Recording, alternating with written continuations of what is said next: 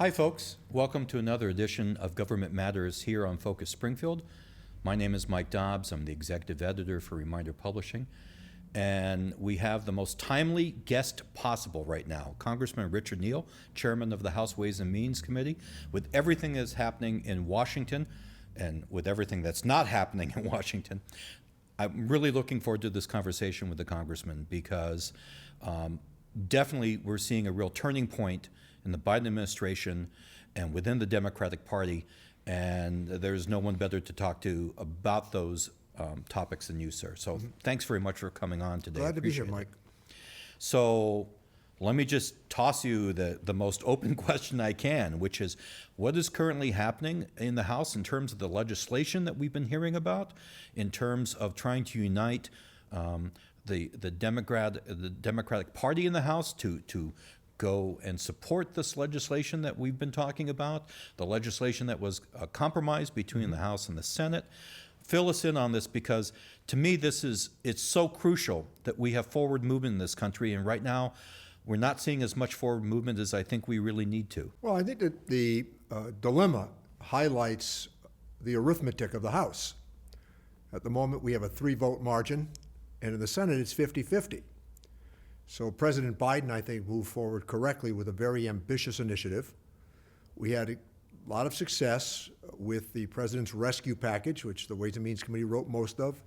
We wrote most of the CARES Act and the HEROES Act as well. So that in and of itself constituted a significant investment, not only in public initiatives, but certainly in public spending. This time around, the President proposed that we proceed to a series of issues that perhaps only happen once in a career, maybe once in a lifetime. The difficulty is that I will hear many people say, well, why isn't Joe Biden offering more Lyndon Baines Johnson types initiatives? And my response is, because Lyndon Johnson in 1964 had 295 Democrats who won on the heels of his landslide, which was a transformative moment from 64 to 68 in what was accomplished. And then others will say, well, he needs to offer FDR type initiatives. So the arithmetic at that time is pretty simple as well. FDR in 1932 had 314 Democrats in the House. So our margin of error here is very small. And when I hear this depicted as a battle between progressive Democrats and moderate Democrats, you're really talking about left Democrats and left Democrats or liberal Democrats. It's not as though the people who are asking questions about the initiative, it's not as though they're conservatives. They want the same outcome that we all desire, and I think in this instance, the Ways and Means Committee established the child credit, the dependent care credit, we expanded the earned income tax credit to single filers, and we addressed the issue of retirement savings, again, to make it easier for people to set aside prescribed numbers of dollars every month. And we laid out a tax plan. We are the only committee in Congress who has laid out the pay-fors as to how we would proceed. And by and large, it's been well met. We raised the top rate to 39.6. Those are Clinton-Obama rates. We raised the corporate rate to 26. That is still well down from the 35% that the Obama years experienced. So there's a ways to go, but I think we're going to get this over the goal line. Remember, the top line for the president was $3.5 trillion. The Senate, to this moment, has not come up with a top line number. The House has. We pay for $2.4 trillion of spending. So I was there when the president addressed the caucus a couple of weeks ago, and he did what you're supposed to do in that capacity as the president, but as the leader of the party as well. He said to the center-left Democrats, look, you can't get to vote on just one part of this reconciliation package. You're going to have to take the two, combine them, and then we'll have a vote. And then he said to the progressives, well, look, let's be candid. You're not getting $3.5 trillion worth of public spending. Joe Manchin and Kyrsten Sinema, whether we agree or disagree, it doesn't make any difference. They're there, and they both have said they are not voting for that number. In the House, there are a series of members who have taken the same position, and I expect that we're going to cajole them into voting for a package that everybody in the end on the Democratic side will find plausible. And Mike, let me say this. $2 trillion of new public investment is a heck of a lot of money. And that would stretch out over how many years in the Well, plan? congressional scoring generally is based on 10 years. So we would like as much of the president's plan to go for 10 years as we can. Deciding how best to allocate those dollars might mean that you could go as few as 3 years or 4 years. And in some cases, some of these measures are going to be dropped from consideration. I don't think there's any doubt about that either. Has this been dismaying to you in any way, to see this kind of sort of very public, I don't want to say feuding, but certainly debate about this? I mean, the American people are all in on infrastructure. That's pretty clear. I mean, I think that you wouldn't have to travel very far from where we're sitting to find the need for infrastructure improvements. The plan that the president outlined was expansive. It addressed many of the desirables that we would have had career-wise. So I saw it as a once-in-a-moment opportunity. I've had a chance to participate in all these historic packages over the last few years, including the largest trade agreement in the history of the world, USMCA. And I think that the president's on target with what he's trying to do. That doesn't mean that Joe Manchin agrees with everything. So I would embrace the totality of the president's proposal. Trying to get 50 votes in the Senate is more challenging. So, in a way, I even hate to bring this up, but but I have to. Oh, please. There's already a lot of talk about the midterm elections. Yes. And about how the legislation proposed by the president, hopefully passed by the House and Senate, how that's going to influence voters. There are some people who are predicting doom and gloom for the Democrats in terms of either keeping the House or increasing their majority in the House. How are you looking at this? Is this putting the cart before the horse, number one? No, it has to be part of the discussion and part of the consideration. I mean, holding on to and maintaining a majority, particularly in the House of Representatives, is essential. I mean, the role of the minority in the House is messaging. I mean, there are very few courtesies that are extended to the minority in the House of Representatives. The rulemaking is very tight. That's the manner in which legislation is brought to the floor and voted on. The Rules Committee is a scheduling committee. They determine the amount of debate, the amendments and all. And let's be frank, I mean, this is a very different time that we live in. There might have well been a time when I first went to Congress that you could do things with both parties. That has become considerably harder. I would like to do it with both parties because I think that both parties do agree on the need for infrastructure. I think there's disagreement on the expenditure, the ceiling.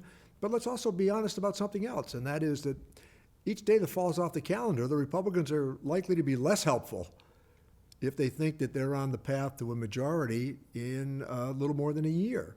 Now, the rebuttal to that, I think reasonably so, is that even though history leans against us, I was there when Bill Clinton defied those odds and picked up seats in '98. I think in this instance with Joe Biden, there's another reality. As long as Donald Trump has the hold on the base of the Republican Party that he does, they are likely to nominate a lot of candidates who are well outside the mainstream. They're likely to have a lot of bad primaries on their own side. So I think that for them to be predicting that they're homeward bound in terms of the majority next year, not only is premature, it's ill-considered. Is there a sense of deja vu for you in terms of, during the Obama administration, John Boehner was Speaker of the House, and his reputation was that he was a guy that you could make a deal with, that could reach a consensus with. And he had a whole new reality as Speaker when he had a group of Republican legislators who basically threatened him politically that they weren't going to go along with deal making. They weren't going to go along. They had their own set agenda of what they want to do. Do you think it's reached that point here in the House now between the Democrats that have been digging in their heels about this legislation and how they treat Speaker Pelosi? Well, she's a masterful legislator. She's passed extraordinary legislation during her tenure as Speaker of the House. But there's another consideration here, and that is many of the people that are taking the hardest position now, they come from very safe Democratic districts. I mean, so if you're looking at a Democratic district that performs at 60 or 70%, so what are we saying now? We want to get 80% of those Democrats in the next round of elections? We have to take into consideration those members who come from marginalized seats. Perhaps in a place like New Jersey, that comes to mind, where we've been very successful in the last two cycles of congressional elections.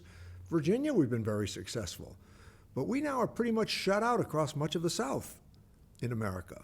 We had two very bad campaign outcomes the last round in the southern Florida part of the country.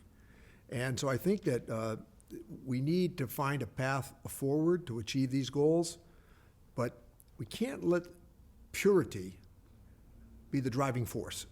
So look, I'm from Massachusetts. I can cast any vote you have to cast. And I chair the best committee in all of Congress. But my attitude is, do you want 218 next year or don't you? And the path to 218 is achieving the president's stated goal of getting this economic package over the goal line. Do you believe that once the House passes this legislation, once it becomes reality, and we know it's real, do you think that maybe there will be some people who will start maybe listening a little bit closer to what the president is saying and maybe not be as critical because they're seeing forward movement on issues like you just mentioned, infrastructure, which crosses party lines and which is really vital to the United States? Do you think that there may be maybe a little bit of a softening of attitude among some members of the House? Well, I hope there is, to this extent, that you want a governing majority. And sometimes you have to go to different places to get the majority. But Republicans, as you correctly noted, they drove John Boehner from the House. We used to refer to him as an old-fashioned country club Republican. You know, you could deal with him. Right.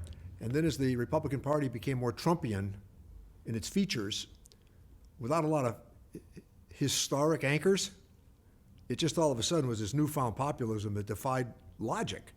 I mean, the Republican Party under Donald Trump, they defied free trade, which was one of their stated principles, balanced budgets, which was one of their stated principles, and they took these contrary positions on many, many issues that had been embraced by Ronald Reagan and Republican presidents for decades. And I don't want to see that happen on our side. I mean, when you look at the primary season on our side, Joe Biden won the state of Texas without ever going there or spending any money. He won the state of Massachusetts. I think he came here once. Mm-hmm. He started winning these primaries because all of a sudden Democrats said, it's Biden or it's Trump. And that's, in some measure, I mean, Biden won it by, 7 million votes? But still, when you look at the Electoral College, 80,000 votes this time for Biden, last time against Clinton. That was the difference in the outcome. Well, I think it's valuable for people and to understand, and you just brought it up in your first statement, which is it's about math. It's about looking at this from almost a cold strategic point of view. You need so many votes to get so much done. Can you maintain those votes? Can you grow on those votes? And a lot of times I don't think we think about politics in terms of math. We probably should. There's so many variables now coming up, not only to the midterm election, but then to the next presidential election. And you're not a hyperbolic kind of guy. I mean, you keep your statements pretty grounded. But then you don't have to explain them. But you know, this last week, I mean, former President Trump came out with a statement that because the elections that brought Biden into office were quote unquote fixed, he's now urging Republicans not to vote in 22 and 24. And I couldn't figure out the logic of that statement. Because it doesn't make any sense if you're trying to get back into office to tell people not to vote. Yeah. Well, I want to encourage him to stick with that position. I think that for him. Well, he also pointed out that he was going to become president again in August. Right. And his latest argument is that he conceivably could be elected Speaker of the House even though he's not a member of the House. So that's another competing forecast that he's offered up. And now with the non-voting, that's my point that I raised earlier. They're likely to nominate a lot of candidates that can't get elected. They might get nominated, but they're going to have trouble getting elected. And I think that we are so far removed now from the Republican Party that I knew coming along, where you could actually talk to them, you could work with them, and it's startling, not just in the change of the party directions, but it's also in terms of the long-term vision that the two parties have, how much they've changed. I mean, you now have wealthier, higher educated people joining the Democratic Party. That used to be a Republican enclave. And you now have more working class Democrats who found in places like Ohio, Michigan, Wisconsin, Pennsylvania, they found more comfort in the Trump candidacy. I know a lot of people here locally have been talking about the infrastructure package and how there's a fair amount of funding that would be aimed at improving our transportation infrastructure. So I would be remiss if I didn't ask you about EastWest Rail. Sure. There have been people who've said to me that this is our moment, that in terms of looking at federal funding combined with state funding, looking at people advocating for more efficient transportation, better transportation. Do you agree that this is our moment, that maybe just get this actually a reality? It should be our moment. I think that the federal government's well positioned for that purpose. I think it's fair to say and accurate to say I met with the governor just a little more than a month ago to talk to him about it, and with 3 other members of the House members from Massachusetts. And we continue to do this. I think the description would be in a very carefully prescribed manner, and that is to test out where he is. Remember, no matter how much money we pass in this infrastructure bill, that one of the interesting parts of the manner in which it's disseminated, it goes through the governor's office. Right. Federal money goes to the government, and they decide how to dispense it, or he would decide how to dispense it. One thing we're not going to let happen again is to have our projects, initiatives, and proposals sidelined here, postponed, because of another big dig type argument. And the 3 members of the congressional delegation that went with me, they are all on board with our position, incidentally. They feel that Massachusetts has many different parts to it geographically, and western Massachusetts and central Massachusetts, they have to be treated accordingly. I know State Senator Lesser just did a Zoom meeting with the mayor of Hartford, and they said that if you combined ridership from Hartford, so if you want to go from Hartford to Boston, this new east-west rail link would be invaluable, because you simply take the commuter train to Springfield, get on another train, and go to Boston. And that if you add Hartford to this equation, now the ridership figures look even better, and therefore that the project would become more viable in some people's eyes. So do you see this as not just a Western Mass project, but like a New England project that would further link different states together in terms of rail travel? I think it's very desirable. And one of the things that I think reinforces what I've just said is the success that we've had on the North-South link. I mean, beyond anybody's expectation, the number of new trains that come from New Haven to Hartford, and then from Hartford on to Springfield, Union Station's bustling.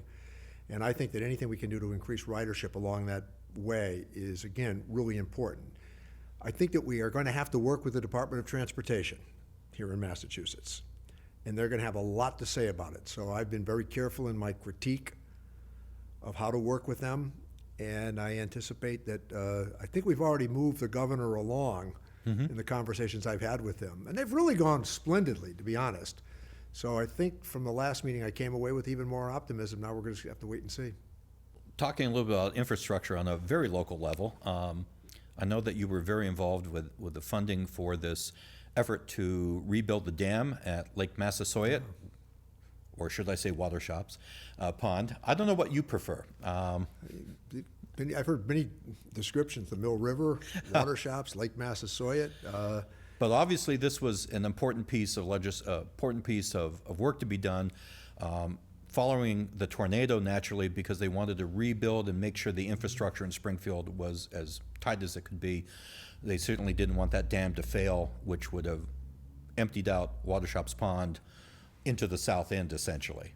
Well, if you travel on Alden Street, east or west, at this time of the year, it's gripping as to just how beautiful the scenery is on Watershops Pond. And the actual dam predates the Civil War, and it was an engineering feat. It was reconstructed during the 60s when the city took possession of it. And let me say that as one who used to fish there, used to be able to skinny up under the Edwards Bridge. There actually, inside of that, there's a location where you could stand. And it's really a spectacular part of Springfield's open space and waterways. So the mayor and the park department, they deserve a lot of credit for good applications. But it's really a nice part, not just of our history, but what it's going to be in terms of our future. And I'm reminded that I believe that there's almost 200 acres worth of water that could flow there immediately. And it supplied hydroelectric power for the Springfield Armory. You know, General Washington established the Springfield Armory, visited here. And Henry Knox actually was his emissary, and that's why the Armory is located on the Knox Trail, the Right. old Armory. But in terms of American and world history, what that site provided, John Garand, the Springfield Rifle, these were transformative moments, and they were all generated up until about 1968 right on that site. And it was the Watershops hydroelectric power that provided them with plentiful and inexpensive electricity. Well, as we've seen everything old is new again. We've seen, like in Holyoke, for instance, attract new businesses because of water power. I think a lot of people never really understood just the potential that water power has, especially with manufacturing jobs. The city of Holyoke was built essentially because of water power. So your district is far-flung. I mean, you are literally all over Western Massachusetts. I think you're in all 4 western counties. Is that accurate? So are you seeing, as people think about President Biden's infrastructure plan, about ARPA money, are you seeing similar themes about what people think money should be spent on? I mean, I know that every municipality now, as well as the state, is talking about how do we spend this federal money. And I was just wondering if you've seen any. Some of it, by the way, to avoid spending local money. Well, we want to keep the taxes low, sir. What can we say? I mean, that's part of the dilemma here, Mike, as we go forward. There are certain responsibilities that local government has. And I don't think that the federal government ought to substitute that expenditure. I think we ought to augment it, but not substitute it. So I think that reason dictates. You know, I was able to build 2 fire stations when I was mayor of Springfield, and we've had requests for fire stations. I think those are local government responsibilities, working with the state. And I think there are other instances where I think that there ought to be a maintenance of effort in terms of the partnership. So I think that if we were to redo school buildings across the country, I think that there ought to be a reasonable contribution that comes from local government, reasonable contribution that comes from the state government, because I am worried that if the federal government continues to put the money in, that some will find it convenient to provide tax cuts when that's not the plan. Ah, okay. The I plan got it. for us is we're going to augment what you do, but not to replace what it is you do. But are you seeing anyone talking about the same types of things that they're looking at? Or Sure. I mean, I think long-term investments, you know, in streets, roadways, bridges, and bridges in particular. I mean, I Right. think that there's a subset of bridges that the state describes as almost being dangerous now. You know, 100 years ago, a little more than 100 years ago, Springfield, Hartford was the most prosperous part of America, and it was because of the waterways. That's what did it.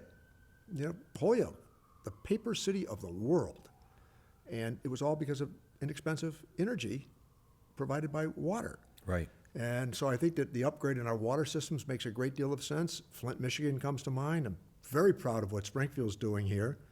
I think this is the time of the year when everybody who enjoys a cold glass of water from Springfield's water supply, they had to go see where it comes from. The Littleville Dam, they ought to see, you know, with Probin Mountain, they ought to tackle it at this time of the year. It's unbelievable what the people of Springfield and the surrounding area have provided in terms of the quality of water. It didn't just happen. Right. And a word of thanks to just about every mayor, we paid attention to that water supply and made sure it was top notch. For me, when you think of what happened in Flint, where people actually died from consuming water that came from the spigot or the spout, and here in Springfield, when you consider what is happening right now with the Sewer and Water Commission, it's just great. I knew the people, in many ways, who were responsible over almost 50 years now, who were responsible for that water supply, and it is pretty impressive what they did. I agree. In fact, I've had people tell me that we ought to bottle our water because our water is such high quality that we could certainly have a product that could compete with any other bottled water going Well, on. when you consider the Ludlow Reservoir in Granville, and You look again at the sites that I earlier described, it's magnificent. I think that there's a lot of people who are worried right now about what's happening in this country because so much is happening that seems divisive. And you've spoken to the fact that even within the House, where historically people of varying parties could find common ground, does it worry you about the divisiveness that we see every day? Every day that there's stories in the press, there's partisan television networks that are saying things that are simply not true but are being believed. Are you concerned? Sure, and I think the amplification of conflict is with us 24 hours a day. I think social media gins it up. I think the conspiracy theorists have invented their own conspiracies and then theorize on them. And I think that the argument over vaccinations is quite apparent.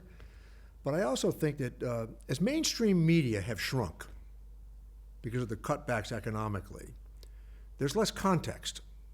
Right. There's less chance for media and reporters to provide the background on why something is happening. So both sides go to the conflict in the story as opposed to the substance of the story, where I come from a generation where you develop pretty good relationships with reporters because they explain things. And I think in this atmosphere where we're watching day after day the decline of community newspapers, it should be very troubling. Our radio stations are owned well beyond the borders of where we live, and the advent of talk radio, social media, the echo chamber that it's created. And I also think that it allows people to hide behind, they offer anonymity to their criticisms because they don't have the courage to step forward. Put your name on a letter to the editor. You know, things like that. I mean, it strikes me as though that's part of democratic dialogue. We live in a representative democracy. We don't live in a plebiscitary democracy where we all gather in the field based on great emotion on Friday night to say up or down. We'd say that because you can't do it every day, you voted for me to stand in for you. That doesn't mean you always agree with me or vice versa, but I think that we're losing the context of day-to-day deliberation, and it's because of the decline of media.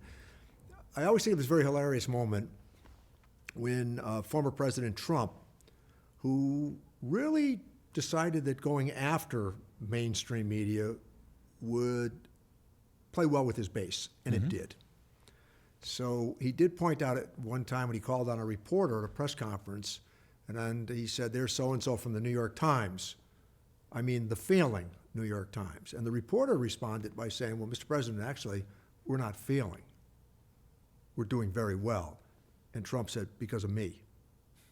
So you can see whether it's the Post, the Times, the Journal, who have national parenting companies, they've been able in the digital age to boost and build subscribers. But it's much harder at the local level to sustain that viability. But I think that it's important to have a reporter at a city council meeting or a school committee meeting. They cover Congress with great vigor still, which is, I think it's a very healthy thing. But the American people also now, Mike, they dial into news that agrees with them. Mm-hmm. They go looking for news that agree with them rather than looking for a difference of opinion or somebody who plays it straight. I don't think we're going back to Walter Cronkite in the near future, I can tell you that. But I notice now, even with criticisms, if you're watching a Major League Baseball game, the conflict that's built now into the broadcasting about the critique of the game, you know, and questioning umpires' calls. It used to be, well, that was near, but now that was a ridiculous call. And there's certain parts of the boundaries of good taste, I think, that need to be adhered to. That's unlikely to happen in the near future. Working in the industry, I would agree 100% with you. Folks, it's about that time. Again, a half hour goes very quickly with you, sir. Thank you so much for coming in. Delighted to be with you, Mike. And thank you for tuning in for another edition of Government Matters here on Focus Springfield.